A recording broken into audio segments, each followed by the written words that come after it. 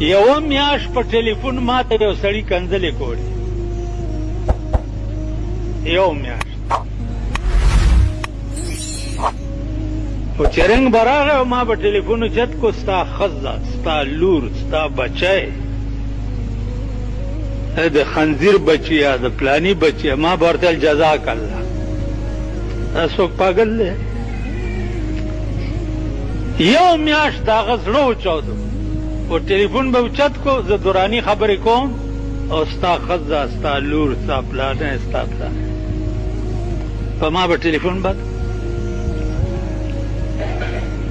پروسه کال نه بل کالې هغه سړی راغی ما ته، دمره ګیری وه او راتلو سره زما په دې خپو کې سر کېښود.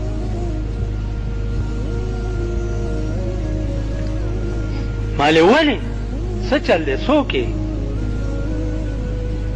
جاړي جاړي جاړي، ما ته وایي زه هغه دوراني یم چې تا ته به مې په ټلیفون کنځلې کولې. نو په بینچ مې کېنولو. نو مال ظالمه ولې به تا سره څه بد کړي؟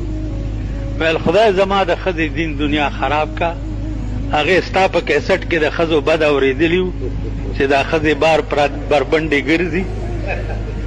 ویل هغې غوسه کړی وما، نو تا ته به په غوسه به یې چې کړم به تا ته به مې کنځلې وکړې.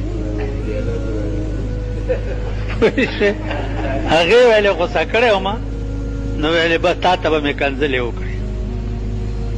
اوس هغه ویلې 24 ګنټې جاړي او خدای ته په سجده پرته یي چې دا مونږ د سره څه وکړه او دا ته څه وکړه. د ده خو هغه د کیسټ خبره رښتیا شوه چې ده په کیسټ کې ویلي چې د رسول الله صلی الله علیه وسلم ته به چا کنځلې وکړې نو هغه به ورته دعا کوله، سلام ان پر کې جس نے گالیاں سن کر دعائیں دی. دا خبره خو رښتیا شوه. نو بس زه په تبلیغ کې لګېدلی یم او اوس د چیلې نه رالم او تا ته رالم چې ما ته معافي وکړه. مال په خدای قسم چې په کوم ټایم به تا کنځلې وکړې او ما به ټلیفون بند کړو نو ما به ته معاف کړې. خو چې تا به کنځلې وکړې او ما به ټلیفون بند کړو نو ما به ته معاف کړې. ما هغه وخت نه معاف کړې. اوس کله کله راځي د کبابیانو پول سره اوسېږي نو دمره ګیره ده او تسبیح ورسره یو ما ته راشي بس په جړا شي.